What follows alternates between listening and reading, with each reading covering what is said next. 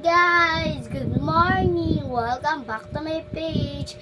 And magsasorry pala ako kasi hindi nga ako, patagal-tagal nga ako hindi naka-video. And magpapakita ko sa inyo yung laman ng pencil case ko. Tingnan nyo naman ang linis-linis niya kasi kakalaba lang siya. And bago ko ipakita, don't forget to follow my page, leave a comment, share to. Let's go, hindi ko rin yung nakalimutan.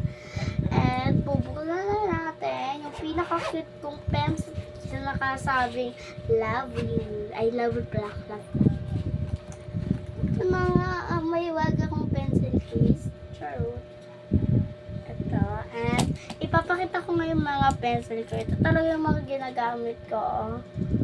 Tingnan nyo naman ang ganda-ganda niya. Sa TikTok shop ko na lang, sa TikTok shop ko lang yung binili. 150. And ito pala yung mga ginagamit kong Mongol. Dalawa lang siya kasi madami-dami pa akong pencil na pink, kaya dalawa lang. And ito nga yung pencil case na bigay ng teacher MTV ko. Kita nyo naman, wala na siyang tasa, hindi matutyasan. Hindi ko alam tawag dyan. And syempre, ball pen, kahit grade 3 pa ako.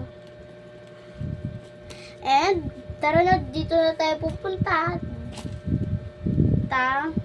First, kaya nga sasabi nila healthy first, kaya may paon akong alcohol, hindi ko yan makakalimutan, no?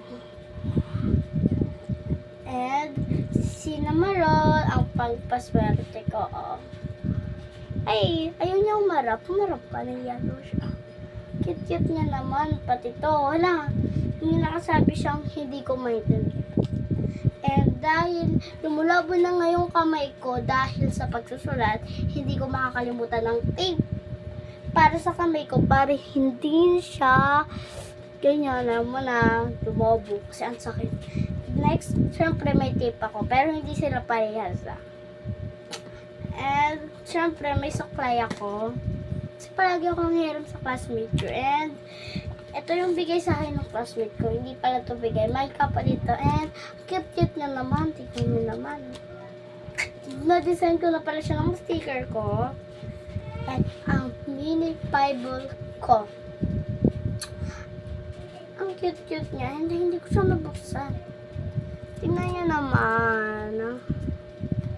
Nababasa ko siya kahit sa video sobrang di mo babasa pa ng blah blah blah.